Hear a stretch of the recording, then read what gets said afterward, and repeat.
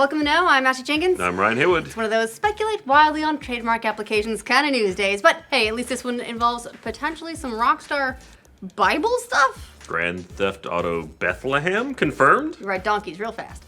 Take-Two, Rockstar's parent company, has filed a trademark for a game called Judas, which may indicate a video game about Jesus and his betrayer, or maybe not. Who knows? Speculation day, remember? That's pretty wild speculation. 2 trademarks have been discovered associated with the game, filed by Take-Two on April 22nd.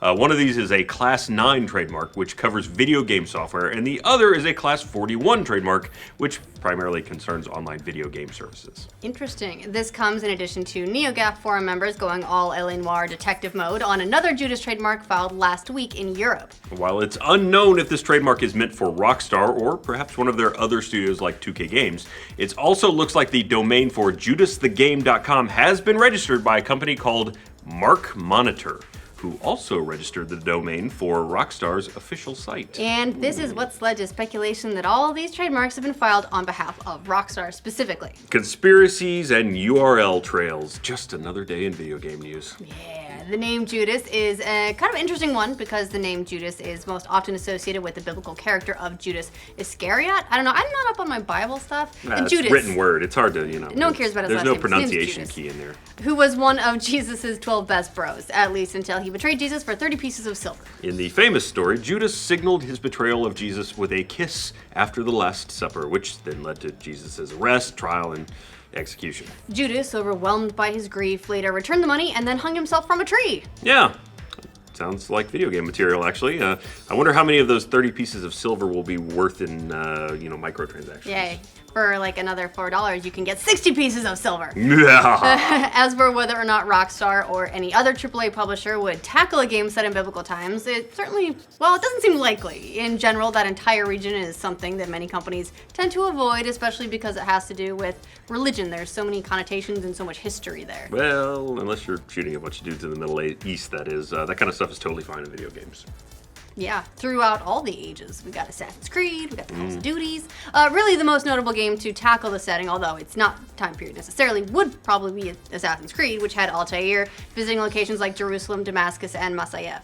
And even that game took place in the 12th century, far after the events we'd find in the Bible. Yeah, aside from the JRPGs where the protagonists are ultimately having a showdown with God, or maybe the RTS games featuring certain civilizations, it's not too common for AAA developers to juggle religious themes with their characters. Hey, that doesn't mean it's impossible. Impossible, just Hollywood, uncommon. they in recent years turned their attention to biblical films in order to try and attract religious viewers to the box office. Yeah, I wonder how that's going. 2014's Noah brought in a worldwide gross of $362 million, which is a nice take, I guess, when you consider its $125 million budget. And Exodus, Gods and Kings, got a better haul than we thought, with $268 million worldwide from a $140 million budget. So, not exactly huge blockbusters, but still, it's enough to make Hollywood interested in maybe making some more Bible-based films.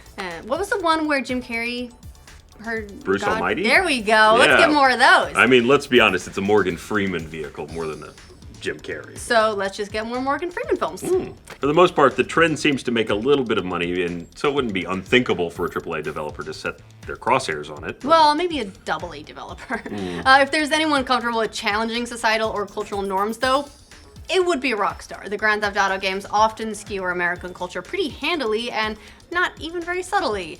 It's not out of the realm of possibility that they might consider an open world take on these kinds of ideas with their own particular brand of humor and snark. Again, it's really unlikely, but not impossible. Still, it's an interesting game to think about, even if it probably doesn't exist or will ever exist. Or maybe not, at least in the form that we're picturing it. While the name Judas doesn't automatically equal religious, it definitely carries a connotation with it. Calling your character Judas is usually meant to evoke a particular emotion or tone, and that may be all a Rockstar or Take-Two or whoever is really going for here. Yeah, more than likely, a game titled Judas would either recontextualize or remix the themes of the Judas story from the Bible and apply them to a new setting or time period. Right, betrayal is its tale as old as time. It's timeless, yeah. Perhaps a Rockstar tale of betrayal set in the Old West, the gangster-ridden era of the 20s. Maybe the next main character in Red Dead or Grand Theft Auto is named Judas. If only we could have another Red Dead. Look, it could easily be a standalone story-based DLC for GTA 5. We're still waiting for one of those. I mean, in the end of Red Dead, there was a betrayal. Spoilers, man, that game was what, only 1 billion years old? You can't talk about it. You clean it up at the end, after the end. There's so many ends to that game. It's an incredibly common to use a popular cultural or mythological touchstone, like the one found in most published books in the world, for example, to lend a bit of weight to your story. Yeah, you can find instances of this all over the place in works of popular culture. Superman's done it for decades, borrowing from the myth of Hercules, and in more modern times, of course, the Bible. We get it, Zack Snyder. He's Space Jesus. But pretty. Raiders of the Lost Ark, as well, was able to give itself a slight air of mystery by borrowing from Old Testament stories with the Ark of the Covenant. So calm down, everyone. Rockstar probably isn't making a Sunday school game. Although I would play that just to see. We would. We all would, let's be honest. If there's a game called Judas being made, really at all. Yeah, we've seen a number of times how filed trademarks are a dime a dozen in the video game industry. While trademark isn't just something you do for the hell of it, like registering a website domain, it's still, they don't always pan out. Yeah. In general, it's not exactly cheap, costing around, $1,000 per trademark, although we know that's just pocket change for companies like Rockstar. So you may not register them willy-nilly, but that's not proof that a game is actually on the way, or that it's Rockstar. I think I would like to willy-nilly register a trademark. Can we get on that? Ryan has trademarked willy-nilly. Oh, dude, that would be a great one. Rockstar previously held trademarks for Grand Theft Auto Bogota and Grand Theft Auto Sin City, which, as we all know, really haven't gone anywhere. It's a shame, too. Well, not yet, anyway. In the past, we've also seen Activision register and abandon trademarks for Call of Duty Space Warfare, along with Call of Duty Secret Warfare.